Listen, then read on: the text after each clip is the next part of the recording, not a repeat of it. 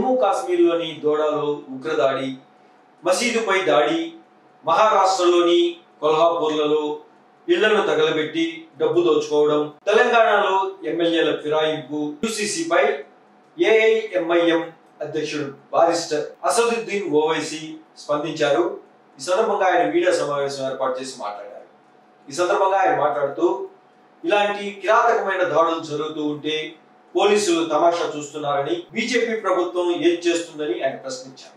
मैं all India Muslim personal law board का member भी हूँ, एग्जीक्यूटिव कमेटी का मेंबर भी हूँ। मैं all India Muslim personal law board का जो एग्जीक्यूटिव कमेटी मीटिंग के बाद जो आप तमाम मीडिया को बताया गया उसी को रिटीरेट कर देता हूँ कि मुस्लिम पर्सनल लॉ बोर्ड ने उस जजमेंट को शरीयत एप्लीकेशन एक्ट के खिलाफ करार दिया, फ्रीडम ऑफ रिलीजन के खिलाफ करार दिया गया। और तीसरा, मुस्लिम पर्सनल लॉ बोर्ड ने यह फैसला लिया है कि हम कैसे लीगल एवेन्यूज को एक्सप्लोर करेंगे इस जजमेंट के खिलाफ।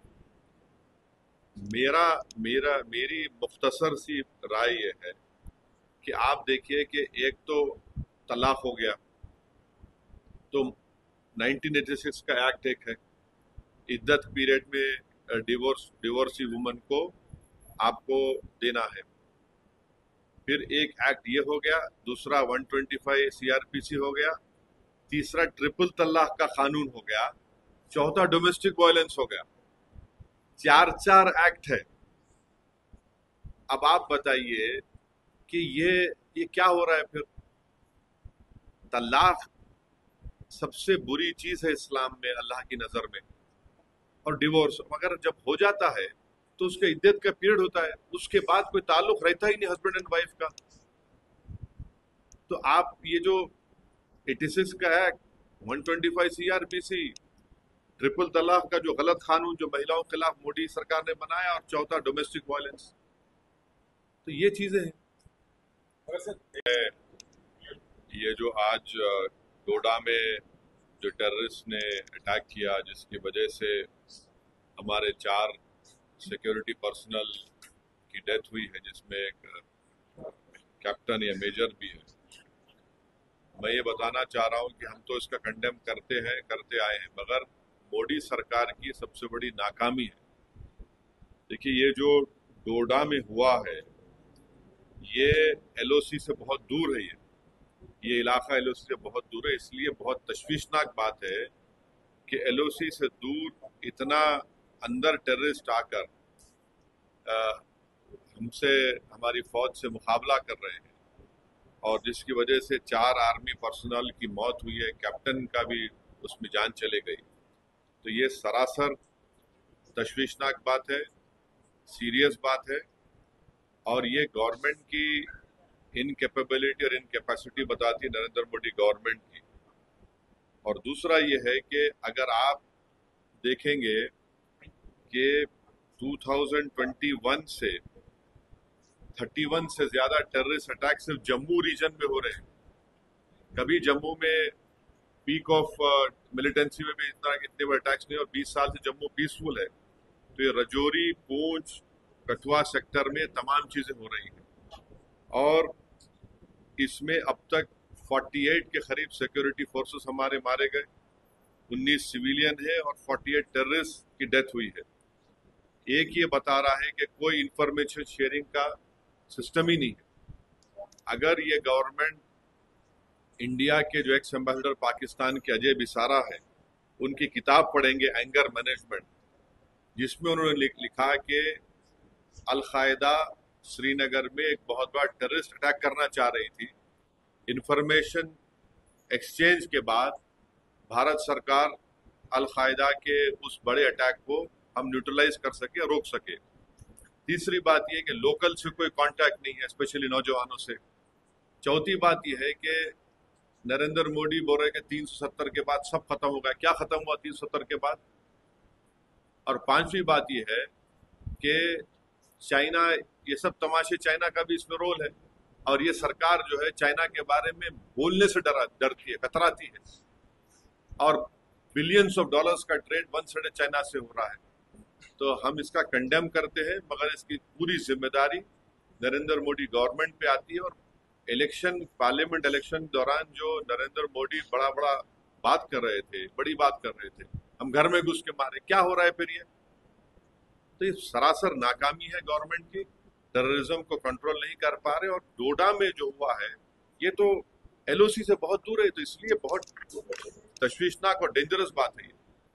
देखिए, मेरे को तो इसका कोई इंफॉर्मेशन नहीं है, अगर उनके पास है तो नहीं मालूम क्या इंफॉर्मेशन है, मगर मेरे को अफसोस इस बात का हो रहा है कि मैं थोड़ा डेलिबरेटली थोड़ा दूर जा रहा हूँ। मैं 2009-10 में, 8-9 में हमारी पार्टी ने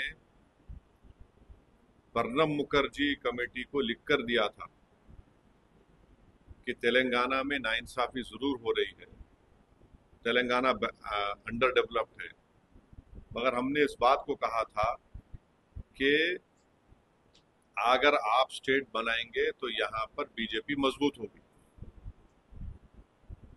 अब तेलंगाना बन गया, तेलंगाना डेवलप भी हुआ, तेलंगाना में अभी भी कमजोरियां हैं, मगर सवाल ये पैदा होता है कि क्या टीआरएस बीजेपी से मर्ज होगी या टीआरएस बीजेपी से अलायंस करेगी? ये इंडियन एक्सप्रेस में और डेक्कन क्रॉनिकल अखबार में रिपोर्ट हुआ है, मेरे को नहीं मालूम ये होगा नहीं होगा, मगर ये अखबारात में रिपोर्ट हुआ है। मगर सर इस पे नहीं नहीं, अब आपके सवाल का मैं आपको बोला ना, थोड़ा मैं वो कर रहा हूँ। इंडियन एक्सप्रेस में और डेक्कन क्रॉनिकल ने रिपोर्ट किया कि टीआरएस पार्टी बीजेपी में मर्ज हो जाएगी या टीआरएस पार्टी बीजेपी से अलायंस करेगी। अब इस पर आप पूछिए उनसे। हरीश राव जी इस पे किए तो मना किया सर, मगर आप नहीं मना नहीं, देखिए आप इनसे पूछिए ना। भाजपा तो यही सवाल कर रही है कि हमारा क्या फायदा होगा एक सांसद। अरे मेरे को क्या मालूम, अगर आपको अगर ऐसा डाउट हो रहा है तो क्या बदल? नहीं, देखिए मैं जो अखबार में पढ़ा और दोनों रेस्पॉन्सिबल न्यूज़पेपर्स है उसमें बात रिपोर्ट हुई है ना, इसमें रिपोर्ट हुई सो बात है ये। और उसमें तो हमारे एक्स एमपी विनोद साहब का स्टेटमेंट है, everything on the table, express में बोले एनीथिंग कैन हैपन। मैं नहीं बोल रहा हूँ ये, तो मैं जो बात 2008-9 में हम कह रहे थे वो क्या हो रहा है आज वो, ठीक है आप मेरे को उस वक्त भी मेरे को आप क्रिटिसाइज करे, अभी भी करते, कल भी करेंगे, मगर सच कौन साबित हो रहा है इसमें? ये एक किस्म से एक टेररिस्ट अटैक है मस्जिद के ऊपर, और 6 दिसंबर कंटिन्यू हो रहा है, और वहां पर शिंदे और फडणवीस की बीजेपी की सरकार है, और उस सरकार की वजह से ये सब हमले मस्जिदों पर किए जा रहे हैं।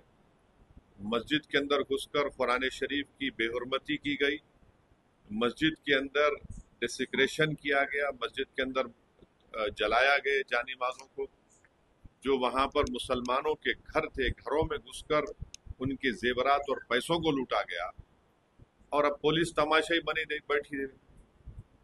तो ये पूरा इनकरेजमेंट दिया जा रहा है एक किस्म से, इनडायरेक्टली या डायरेक्टली बोलिए, वहां की बीजेपी और शिंदे सरकार की तरफ से। इसीलिए इन तमाम लोगों की हिम्मतें बुलंद हो रही हैं। आप बताइए कि हम विश्व गुरु बनना चाह रहे हैं और मस्जिद के ऊपर खड़े होकर आप डेमोलिश करने की कोशिश कर रहे हैं। हम विश्व गुरु बनना चाह रहे, थर्ड इकोनॉमी बनना चाह रहे, और मस्जिद के अंदर घुस के आप कुरान शरीफ को जला रहे हैं। कौन सा विश्व गुरु, कौन सी ये बातें कर रहे हैं? डेलिबरेट टारगेटिंग है मुसलमानों के और रिलीजियस प्लेस की, इसको इस बात को साबित करता है।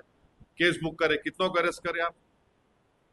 हर वक्त यहाँ पर पिछले 8 महीने से उठा के देख लो, महाराष्ट्र में मस्जिदों को टारगेट किया जा रहा है और वहां की सरकार कुछ नहीं कर रही है, खामोश तमाशे बने बैठी हुई।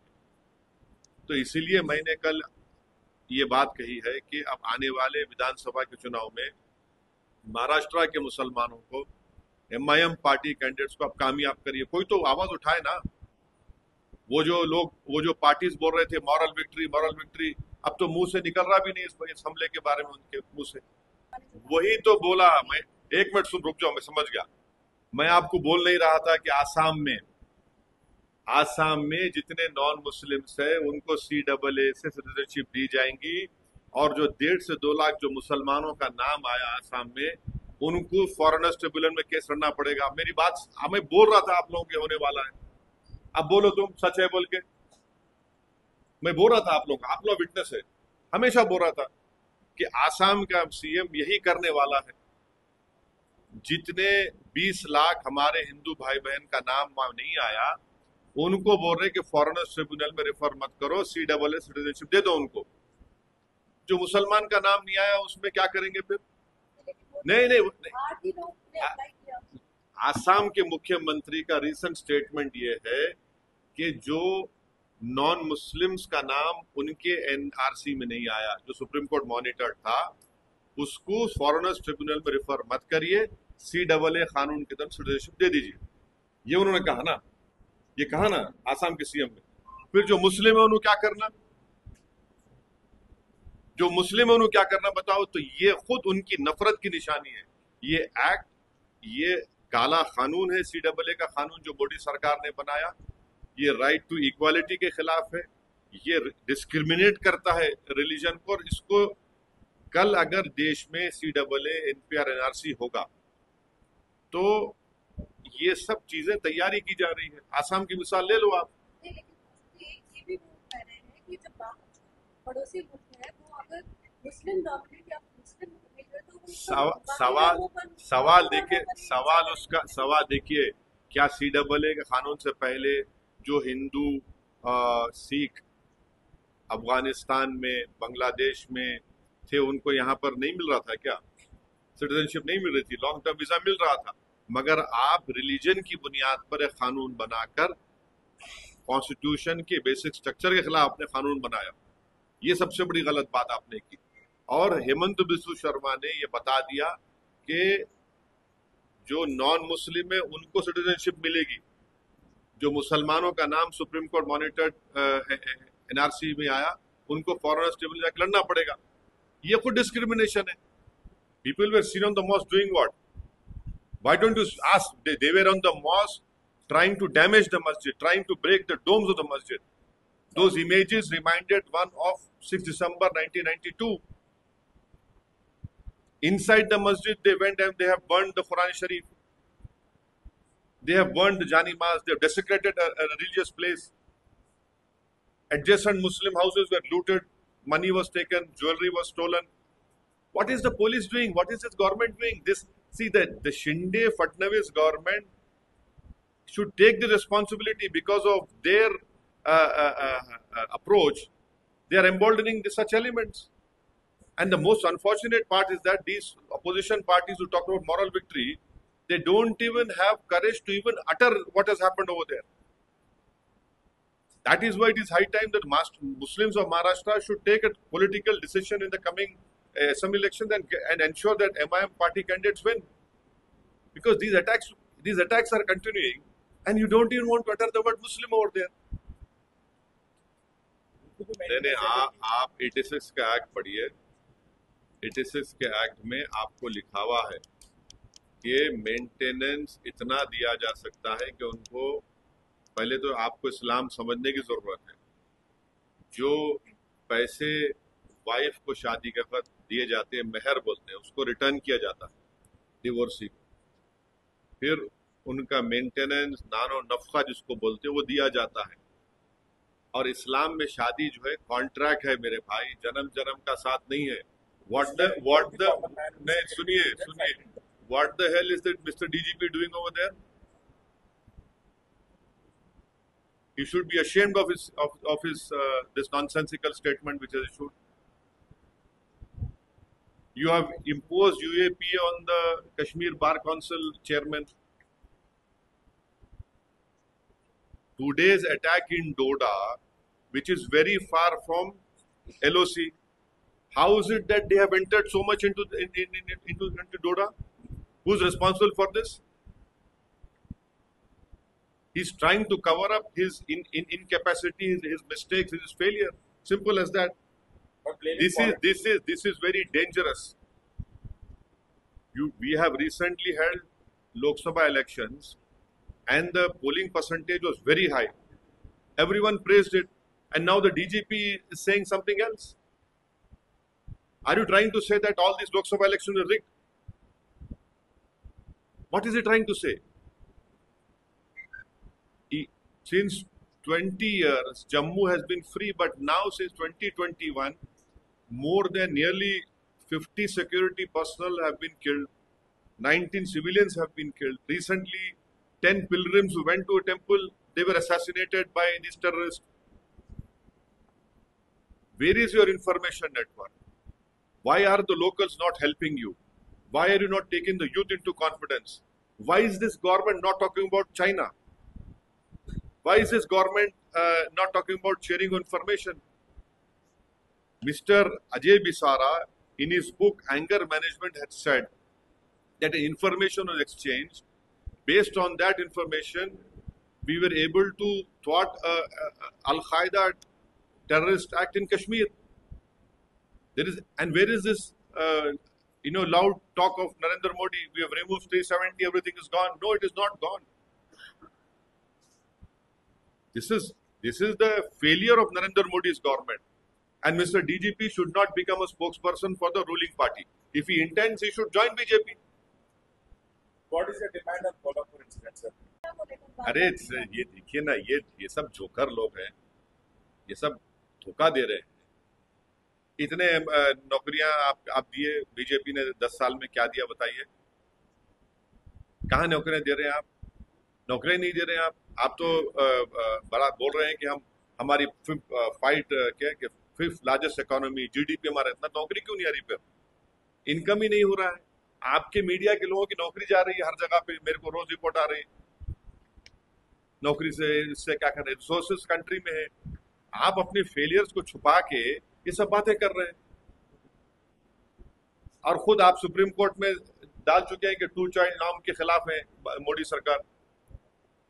ये सब अपनी नाकामियों को छुपाने का एक बहुत बड़ा ड्रामा बीजेपी कर रही है। तो ये रेवड़ी नहीं है, ये कम्युनलिज्म नहीं है। नहीं सुनिए आप, ये तो महाराष्ट्र की सरकार भी कर रही है, दिल्ली की सरकार भी सब कर रही है। ये क्या है फिर ये? और आप उसमें क्या कर रहे हैं? एक दरगाह, एक मस्जिद, अरे ये क्या है भाई? ये आप वन साइडेड फैसले ले रहे हैं।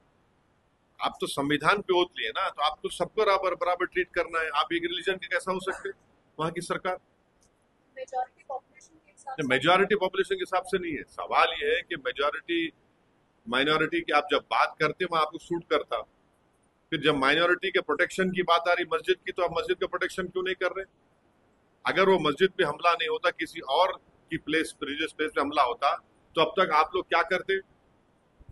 आपके हर टीवी चैनल पर आप लोग शुरू करते, रेडिकलिज्म हो रहा है, अपीसमेंट हो रहा है, हम इसको दबा देंगे। अब तक कितने बुलडोजर में घर तोड़ दिए जाते अब तक। All India Muslim personal law board अपनी रिसेंट एग्जीक्यूटिव कमेटी की मीटिंग में यूनिफॉर्म सिविल कोड के खिलाफ हम हैं, वो बोला गया है।